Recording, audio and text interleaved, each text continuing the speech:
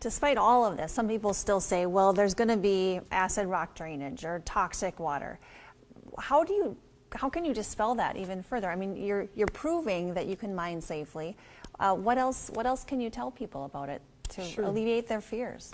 So if you look at the history of the mining industry in the United States, there were a number of cases where we had acid rock drainage and real damage to streams in the environment.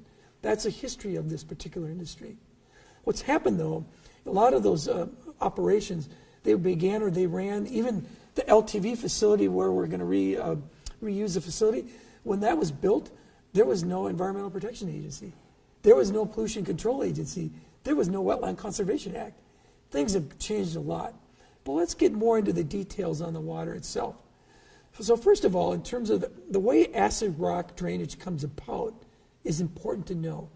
So if you think about the copper-nickel resource underground, it sits there, it's inert. There isn't any acid rock drainage. So how does it change? When you take that rock and blast it and move it, bring it to the surface, you expose it to oxygen. And if you have rain, the rain and the oxygen hit the mineralization, which includes sulfate. And you can get a weak sulfuric acid.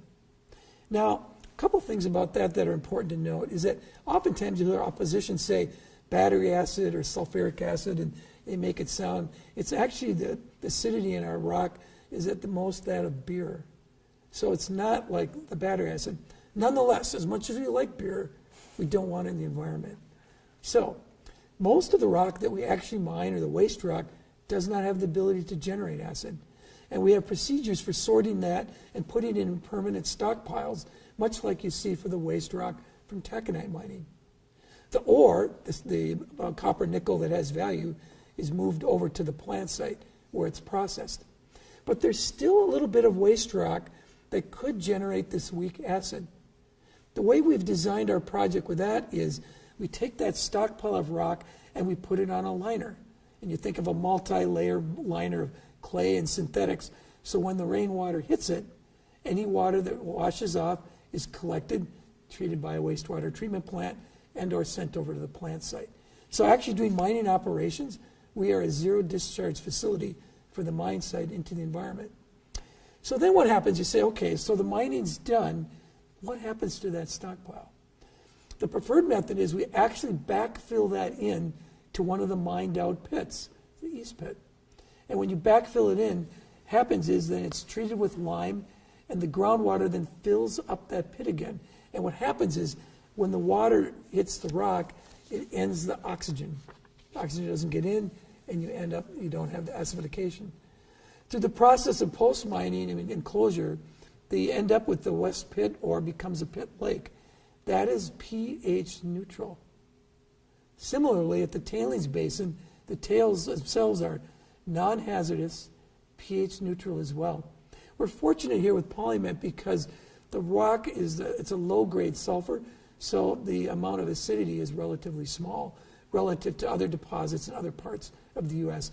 But I will say for those other deposits that have been mined or in process, such as the Flambeau mine in Wisconsin or the Eagle mine in Michigan, which has a higher content, they're also doing those safely without acid rock drainage. So you basically have a situation here with environmental controls and engineering controls to prevent it, zero discharge mine, and management of that rock. Let's take a look at this overview of the mine site at year 11, just to orient ourselves to what you were talking about. Now, which area will you fill in with that will become the pit lake? So if you look at this particular map, what you see is several features. First of all, noteworthy in the center is a wastewater treatment plant, so in terms of how you manage it. Secondly, the mining starts here in the east and the west pits, and when these empty out, this particular stockpile here is on a liner. It's called Category 2-3. So this is rock that's not good enough to be ore in terms of to be able to process, but could generate acid, unlike all the rock over here. This is the rock that actually gets backfilled. So it's on the liners for a limited amount of time, yes, while the mining is going on, and then it eventually goes back into the East Pit. Right, and then when it's put back into the East Pit, lime is added. We actually reclaim this whole pit as a wetland.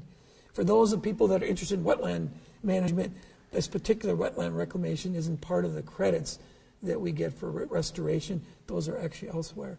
So then when the mine ends up closing, we have a situation of no stockpile of rock that could produce acid because it's all backfilled in a wetland.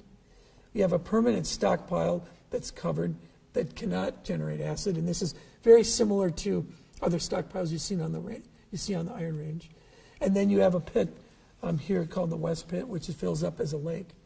And so this is what it ends up looking like. Our project calls for active water treatment in terms of to make sure that we meet all water quality standards. Eventually it will discharge into the Partridge River, which is a tributary of the St. Louis River. And for example, you have North Shore Mine, which discharges into that system as well today. Over time, what we'll be doing is moving to passive systems such as wetlands, and we expect probably 30 to 40 years after mining to move to those systems. Very importantly, though, regulators are saying that they are going to hold us to the standard of having this active and to financially assure that treatment for as long as it takes until we move to those passive systems.